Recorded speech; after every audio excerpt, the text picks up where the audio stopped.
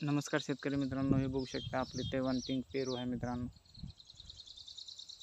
ह्याला लावून 3 वर्ष झाले मित्रांनो. आपण अंदाज बॅगिंग केलं. ह्याला सेटिंग म्हणायला गेलं तर भरपूर होते मित्रांनो. तैवान पिंकमध्ये म्हणायला गेलं तर सर्वात जास्त सेटिंग.